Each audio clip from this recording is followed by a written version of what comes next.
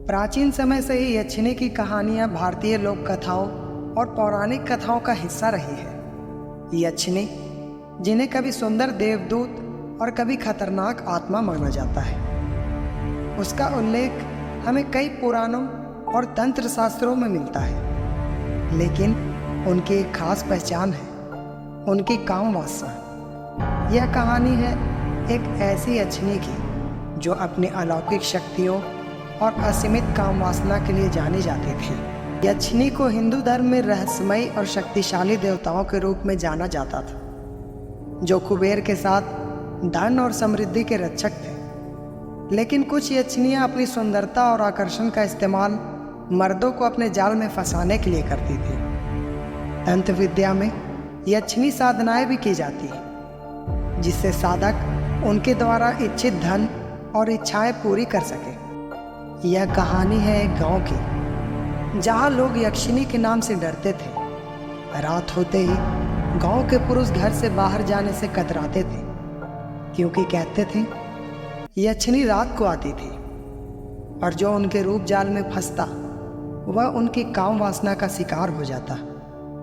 वह दिखने में अत्यंत सुंदर होती थी, परंतु उनका उद्देश्य केवल एक था, पुरुषों को अपने वश में करना और उनके जीवन को अपने मोह जाल में फंसाकर उन्हें नष्ट करना। एक रात की बात है, गांव का एक युवक जिसका नाम अर्जुन था, घर लौटते समय एक खूबसूरत महिला को जंगल के रास्ते में खड़ा देखता है। वह महिला इतनी सुंदर थी कि अर्जुन उसकी ओर खींचा चला गया। वह महिला कोई और नहीं, यक्षिणी थी। यक्षिणी ने अर्जुन को अपने मोह पास में फंसा लिया। वह उसकी सुंदरता और आकर्षण के आगे विवश हो गया, लेकिन उसे नहीं पता था कि वह अपने जीवन की सबसे बड़ी भूल कर रहा है। जैसे ही अर्जुन यक्षिणी के करीब गया, उसने देखा कि वह औरत धीरे धीरे एक भयानक रूप ले रही।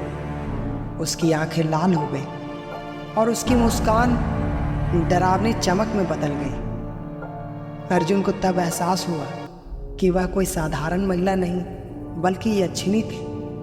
वह अर्जुन की आत्मा और शरीर दोनों को अपनी काम वासना में बांधने के लिए तैयार थी।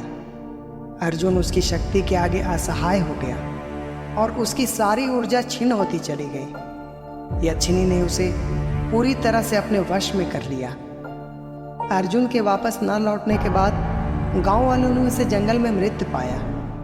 कहते हैं उसकी मृत्यु यक्षिणी के श्राप से हुई थी। यक्षिणी की यह कहानी हमें इस बात की याद दिलाती है कि कभी कभी सुंदरता और आकर्षण के पीछे भयानक सत्य छिपे हो सकते हैं। यह कहानी सिर्फ एक डरावनी कथा नहीं, बल्कि हमें यह सिखाती है कि हमें अपनी इच्छाओं और मोह के जाल से बचकर रहना चाहिए। यक्षिणी की यह कथा सिर्फ एक कहानी नहीं है, यह एक चेतावनी है। हिंदू पौराणिक कथाओं में यक्षिणी का वर्णन शक्ति और काम वासना के प्रतीक के रूप में किया गया है, लेकिन हमें यह समझना चाहिए कि इच्छाओं का सही उपयोग ही हमें शक्ति दे सकता है, ना कि हमें विनाश की ओर ले जाता है। क्या आप इस कहानी पर विश्वास करते हैं? क्या यक्षिणी की काम वासना सिर्फ एक मिथक है या इसमें कुछ सच्चाई भी छिपी है? हमें कमेंट में बताइए।